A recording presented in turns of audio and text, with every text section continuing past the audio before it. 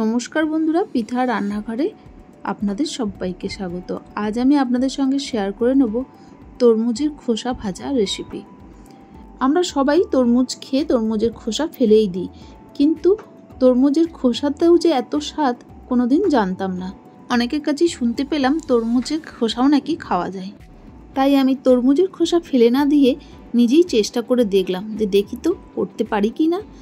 খুব ভয়ে ভয়েই তরমুজের খোসার সবুজ অংশ ফেলে দিয়ে উপরে লাল অংশটা খেয়ে নিলে যে সাদা অংশটা পড়ে থাকে সেই অংশটাকে গ্রেটারে গ্রেট করে নিচ্ছি। অর্ধেক তরমুজের সাদা অংশটা নিয়েছি আর সেই পুরো সাদা অংশটাই গ্রেটারে গ্রেট করে নেব।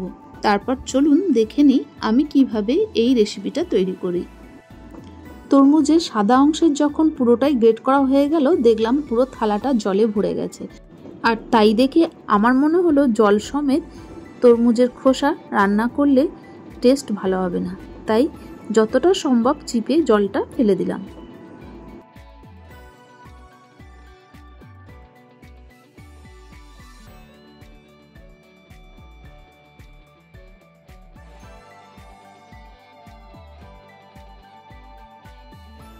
গ্রেট করে নেওয়া তরমুজের খোসা থেকে প্রায় 1 থালা জল বেরিয়েছে। এই জল এখন ফেলে দেব।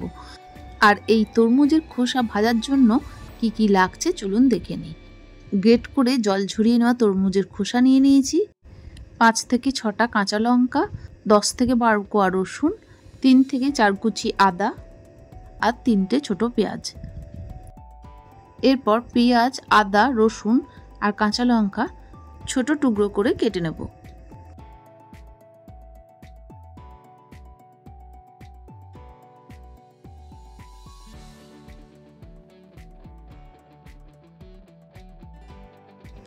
আদা, কাঁচা লঙ্কা, রসুন, পেঁয়াজ কুচি করে কেটে নিয়ে এখন ওভেনের মধ্যে কড়াই বসিয়ে তার মধ্যে দিয়ে দেব সর্ষের তেল 4 চামচ। সর্ষের তেলের মধ্যে ফোড়ন দিয়ে দেবো 2 টিস্পুন কালো জিরে। ফোড়ন থেকে সুন্দর গন্ধ বের হলে দিয়ে দেবো আগে থেকে কুচি করে কেটে নেওয়া আদা, রসুন আর কাঁচা লঙ্কা।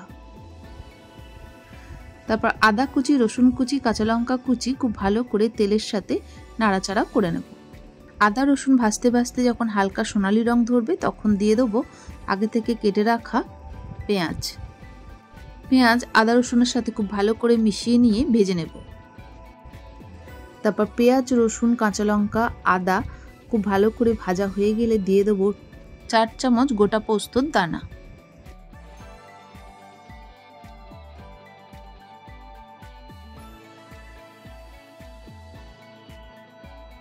পোস্তর দানা পেঁয়াজ রসুনের সাথে খুব ভালো করে মিশিয়ে নেব।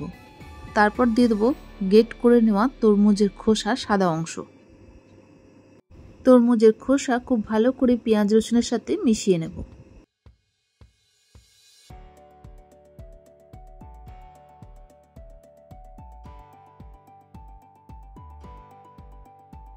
পেঁয়াজ রসুনের সাথে খুব ভালো করে মিশিয়ে নিয়ে দিয়ে দেবো পরিমাণ মতো নুন, 1 টিস্পুন কাশ্মীরি গুঁড়ো লঙ্কা,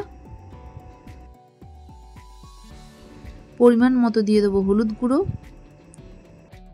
তারপর সমস্ত উপকরণ তরমুজের খোসার সাথে খুব ভালো করে মিশিয়ে নিয়ে তরমুজের খোসা ভাজবো।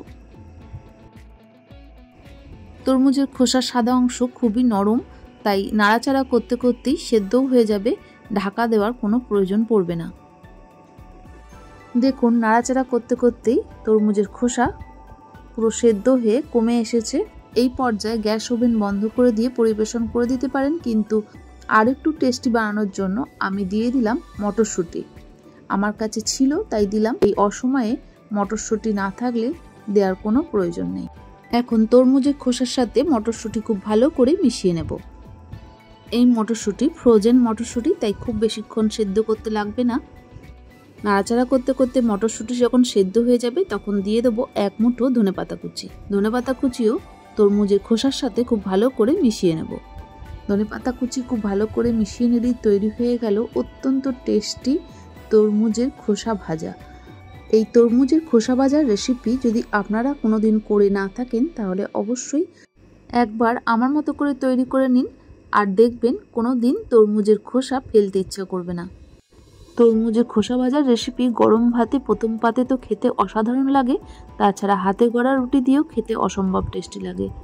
তরমুজের খোসার রেসিপি যদি আপনাদের ভালো লেগে থাকে তাহলে আপনারাও আমার মতো করে তৈরি করে দেখুন, আর কেমন হয়েছে তা জানিয়ে লাইক শেয়ার কমেন্ট করে দেবেন, আর অবশ্যই সাবস্ক্রাইব করে পাশে থাকবেন। ভালো থাকবেন, সুস্থ থাকবেন, ধন্যবাদ।